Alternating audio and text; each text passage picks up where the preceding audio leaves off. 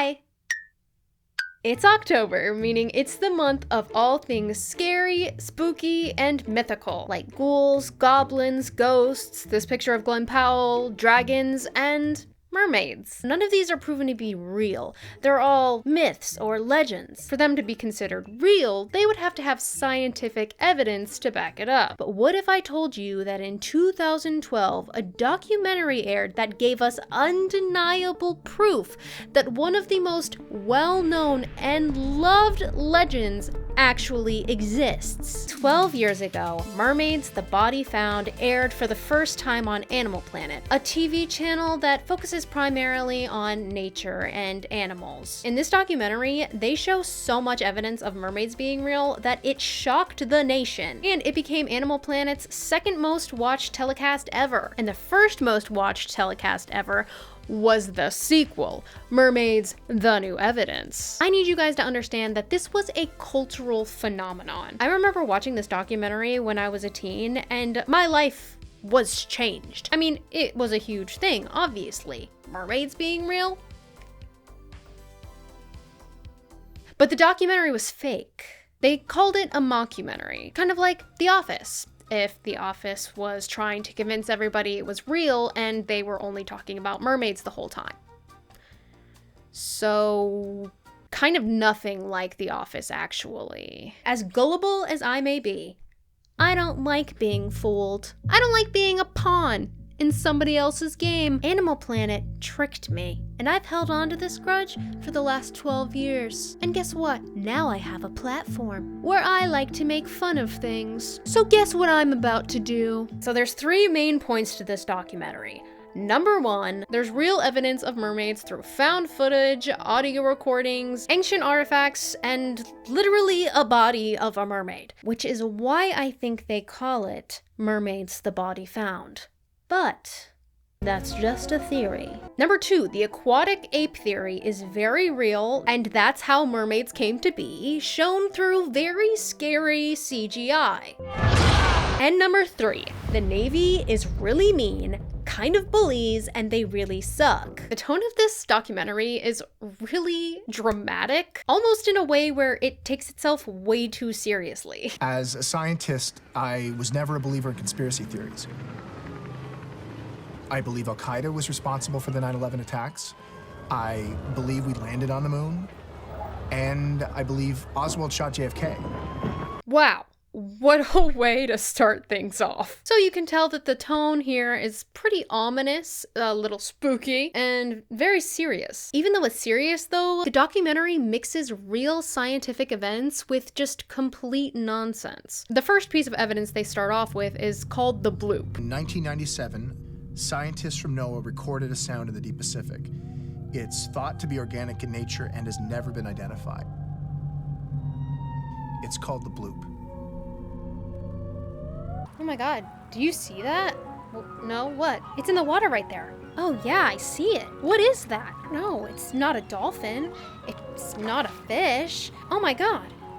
It's today's sponsor! This video is sponsored by Aura, and honestly, perfect timing because hackers have just tried to steal the social security number of, well, every American. Uh-oh! Over 2.9 billion records were taken from national public data. So now, hackers could know everything about you. Full name, phone number, address, date of birth, and your social security number. And they've released all of this information online for free. This is where Aura steps in. Aura monitors your personal data, like your social security number, across billions of data points like the dark web and public records. If something shady happens, you will know before hackers even have time to celebrate. And if things really go sideways, Aura gives you up to $5 million in identity theft insurance. They also have a bunch of other awesome features to keep you safe online, all in one app. You can try it for free for 14 days if you go to the site aura.com/doxycarter. And in that time, Aura will let you know if your data has been exposed. I'm not leaving myself or my family wide open to data breaches, and you don't have to either. Try it at aura.com/doxycarter. Thank you so much for sponsoring me, Aura. Now back to the video. Oh my god. I almost forgot. I almost forgot to get into costume.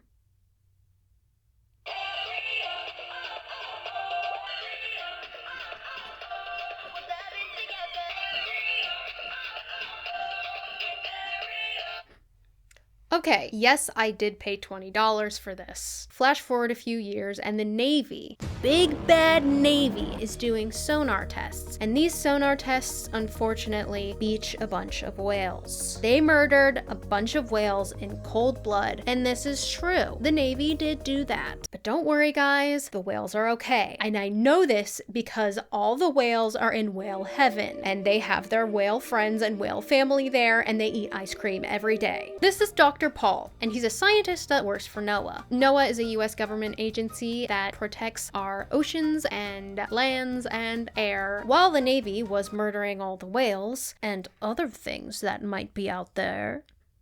Him and his team were taking audio recordings of the events, and this is what it sounds like.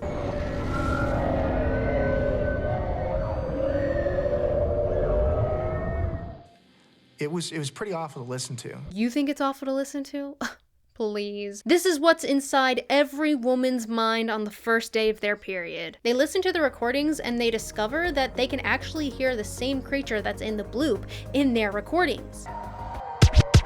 They think it's a new species they'd never heard before. So they interview this guy, Dr. Webster, who specializes in whale and dolphin communication. I search for signifiers, which are, particular sounds to which you can attach a meaning or a mood. You and I would refer to them as words. He brings out this suitcase, and this is one of my favorite parts of the documentary because what the fuck is that? Apparently it is a real thing. It's called a portable field data recorder, but they made it a briefcase because I think they wanted it to look very top secret. The first time I saw it, it reminded me of those portable DVD players I had as a kid in the car because my parents just wished I would shut the fuck up and watch a movie. Anyways, here's what he discovers. Literally thousands of different signifiers, at least half dozen individual voice prints. So what you see here is language. They're talking to one another. Okay, I don't know what that pause was, but thank you for getting to the point. So this new species that they think they've discovered has thousands of signifiers, or different communication talking points. Kind of like another species. But here's the thing. The bloop didn't actually sound like that. It sounded like this. People did think that the bloop was made by a sea creature, and they thought that it looked like this. That thing is scary, but honestly, listening to the sound, I can see it. When I saw it for the first time, it reminded me of the Alaskan bullworm from SpongeBob. I don't think I'm wrong here. The general consensus, though, with scientists is that it was an ice quake, where the giant icebergs crack and split off in Antarctica, or other places with icebergs. At least that's what the government wants you to think. Other things they put in this documentary are just hilarious, especially the found footage. They find footage from German news archives contain an interview with a fisherman who had his own experience with this strange phenomenon. Mein Name ist Hans Bauer. Ich bin im Hafen von Sutridge aufgewachsen. Ich bin schon ein Fischer mein ganzes Leben. Yeah, I don't think this guy's actually German. It feels like they hired a guy that knew a little bit of German and who also looks like he could be German. Like I said, I could be totally wrong, but they do it all the time in Korean dramas anytime there's an American character. Trust me, I've seen this before. Ich habe meine Kamera geholt und ich habe das Bild genommen. Ich glaube, wir stören hier jemands Fischgebiet. Yeah, all I can see is a rock. Does anybody else see anything here? This seems like a stretch. I mean, why did they even have to include this portion? They found a literal body. Isn't that evidence enough? Also, there's no way he didn't directly come from Walgreens with that picture. That thing is brand new. You're telling me that's been in his pocket this whole time? Before I can go on a journey of roasting the CGI in this film, I have to talk about the aquatic ape theory. It's a theory about us, really, about where we come from. And I know it's always been controversial, but now I think there's really something to it. Here's the premise of the aquatic ape theory. Our early ancestors spent a lot of time around water, which is why we have a little bit of webbing between our fingers, which is why our spine is so flexible, how we can hold our breath underwater. We can control our breathing like marine mammals. and hold our breath longer than any other land animal. Let's take it back 7 million years ago.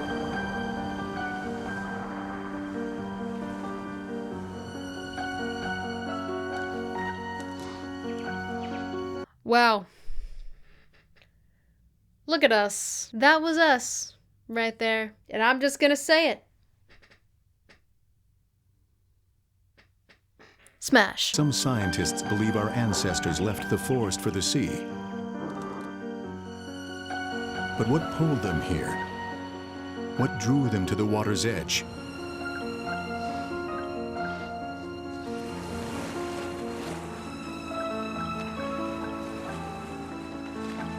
It was food.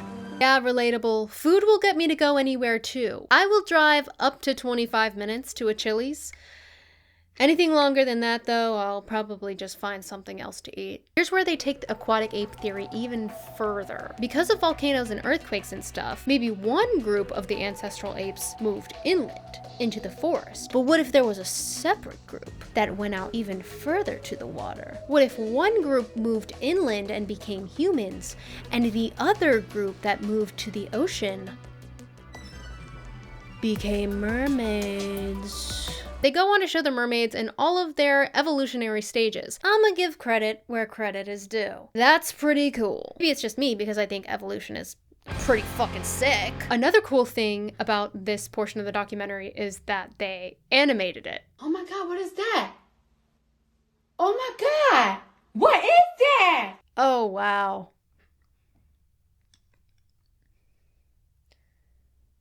That's not Ariel. Okay, they actually look really horrifying. It's like if a human had dolphin skin. They're so creepy and scary looking, yet somehow you just gotta feel for them. 'Cause they're kinda human. They even make the mermaids bonded with dolphins. They are bonded with another intelligent being. It is a bond of friendship. For now, they play together. In time, they will hunt together. Out of everything, is that not the most cliche bullshit you've ever heard? Mermaids, besties with dolphins, get real. This isn't Disney World, this is real life. Why would we hang out with dolphins when there are manatees that exist? There is a tragedy that happens with these mermaids. One of these mermaids goes ahead of his pod to check out the feeding grounds. He sees a whale. Cool. What up, whale? And oh my God, a megalodon. What the fuck? How did that whale not even see it coming? But then, oh my God, there's another megalodon.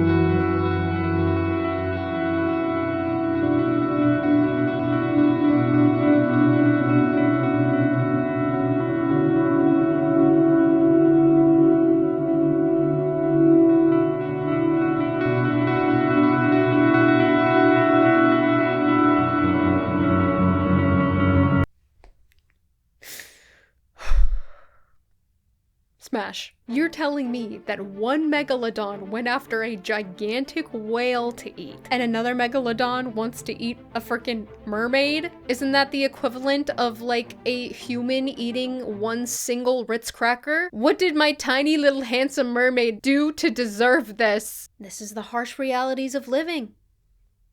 This is planet Earth. This is why I'm terrified of going into the ocean. That's a shark's territory. If I get bitten, it's my fault. Tragic, but it's my fault. I'm just terrified of that happening. That and getting stung by a jellyfish, which I might be scared of more. I've never been stung. Let's keep it that way. So yeah, the CGI looks pretty rough, but it came out in like 2012. 2012 was 12 years ago, and what they put out then, even the best of the best, you still look at it and you're like, ooh, That's aged. But they did what they could. They did a good job with it, I think, even though it's hilarious to look at. But pretty cool for the recreation of what happened millions of years ago. But why on earth would you use the same CGI in those clips that you would use in found footage clips? Eventually, Dr. Paul and his team get a hold of two boys who were at the beach when the whale beachings happened, and they found something else. They drew a picture of what they found, and What is that? The Navy had not thought to check the kid's camera phone. they have footage of the event, which we couldn't have just started with. Like, we could have just skipped the whole drawing thing. The video footage seems like much better evidence. The whole documentary, they are edging you with this clip. They preview it like 10 times before they actually show the real thing. So here it is.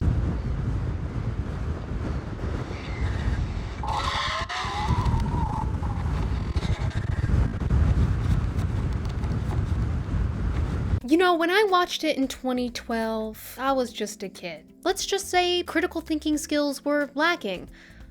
Well, I guess nothing has changed, actually. But my inner skeptic hadn't been nourished yet. I believed things a lot more easy than I do now. And now, sitting here at the age of 27 years old, I'm practically turning to dust and my bones are becoming so thin. I have to say, how did I ever believe that this was a real mermaid? Maybe my TV was only 720 HP? HP? Is that right? HP? HQ. I don't know. Because in 1080, things are not looking very legitimate. Not really sure why they made the found footage so terrifying and like jump scary. Maybe the reason they make mermaids so scary in these found footage clips is to make it more realistic that the Navy doesn't want you to see this. In this whole thing, the Navy is like the ultimate villain. They start off by just killing innocent whales and mermaids. And also the Navy proves themselves to be doing everything they can to erase the evidence of mermaids out there. Dr. Paul finds a whole body of a mermaid. Okay, not a whole, like, I don't know, what is that? Like a third of a body? This is like solid proof. This is evidence. This is physical evidence because it's a mermaid. Scientists aren't supposed to believe in fairy tales. And what we were looking at was a mermaid. But the Navy freaking confiscates it. All the lab tests, all of the files, the skull reconstruction we'd brought back. And they took the body. Like, what the heck, dude? That's really rude. Did your parents ever teach you that stealing is bad? My parents did, because one time I stole an Ariel doll at nap time in preschool, and the next day I had to go and give it back. And I was shamed and embarrassed. You should feel that shame and embarrassment too. Yes, me and the Navy are not that alike after all. But finally, at the climax of it all, Paul and his team go out to the ocean to see if they can find any other evidence of mermaids. We waited to see if there was anything out there. And after the longest build-up ever,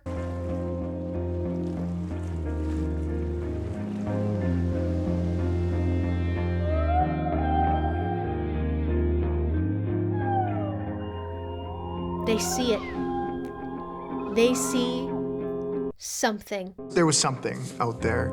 Brian was certain he saw something. And I'm pretty sure I saw something too. But then the Navy comes. What the hell? They just take his stuff again. God, they suck. People still believe that this is real. I kid you not. Even going to the YouTube video with the documentary, the comments are insane. I saw another person how was telling me there are no mermaids. Why is the government always trying to be the owners of everything?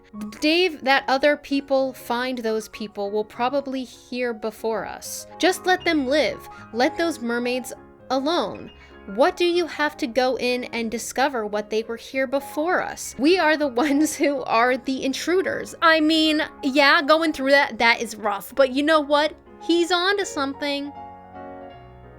Jackie is certainly on to something. One of the things that's most interesting about this documentary is how perfectly boring it is. You know that moment when you're sitting and you're watching a documentary and they're explaining something and you're like, yeah, I don't know what the fuck they're talking about. You have a lot of those moments where they're kind of just saying nothing. But then there's such strong discoveries, and there's an emotional aspect that they do really well, making the Navy the villain, making you feel bad for the poor handsome mermaid. I really love it, and I really hate it at the same time, because how come after watching this like 14 times in a row am I like, yeah, but what if?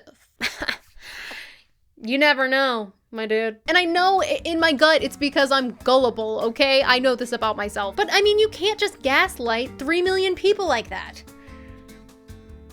Well, actually, I guess you can, because they did. Here's one of the shadiest things that this documentary does. In the credits, they don't name any of the actors of the talking heads, or who Dr. Paul Robertson is played by. They only name the recreation cast, implying that all of the scientists were real scientists. They should have been way more transparent with this, right? None of the institutions or agencies that appear in the film are affiliated or associated with it in any way, nor have approved its contents. Basically, this is just to make sure that they aren't sued, right? But then this is the next thing they say. Though certain events in this film are fictional, Navy sonar tests have been directly implicated in whale beachings. The bloop is a real phenomenon. There is still debate about what it may be. I mean, this caused such a commotion that NOAA had to come out and be like, hey, no evidence of aquatic humanoids has ever been found. If you had a government agency come out and be like, whoa, whoa, whoa, maybe you weren't clear enough about what you were putting out. It really seems like the creators were trying to manipulate facts and mislead people into believing in mermaids because they also believe in mermaids. Animal Planet got so much shit for this, but they doubled down and made a second one, and it did even better. So what did they do? They made a mockumentary about Megalodon. They made a mockumentary about, I think, cannibals. They made a mockumentary about dinosaurs. So was this kind of messed up for Animal Planet to do? Yes. Yes, it was. But was it entertaining? Also yes. Yeah. Very entertaining. Even if this documentary was fake, I do have to say, everything in science is just a theory. Sure, most scientists believe the bloop was caused by an ice quake, but there are always different ideas out there, different possibilities, different theories. The documentary mentions that there are frequencies beyond human hearing, and the government has the best technology to analyze these sounds. What if there are things to the bloop that we don't know about? Maybe icebergs cracking is just a convenient cover-up. I mean, we know the government is hiding things. In 2023, former intelligence official David Grush testified to Congress, claiming that the US government has recovered non-human biological material and spacecraft from crash sites. This is fact. Aliens. They're telling us aliens exist after debunking every video, every claim. So what makes you so sure that the legends we've known since the beginning of time aren't real, aren't being hidden from us? In the documentary, they discuss carvings that they found in Egyptian caves, but what they discussed wasn't real. But what is real is the earliest known depiction of a mermaid-like figure, the Mesopotamian goddess Atargatis, is from 1000 BC. There is a stone carving of a mermaid found in a Norman chapel at Durham Castle, England. What exactly is the difference between that and what they said in the documentary? The truth is, from our days as ancestral apes to the present, everything we've learned is tiny in comparison to how vast our lands are, how deep our ocean goes. We've barely scratched the surface. See how easy it is?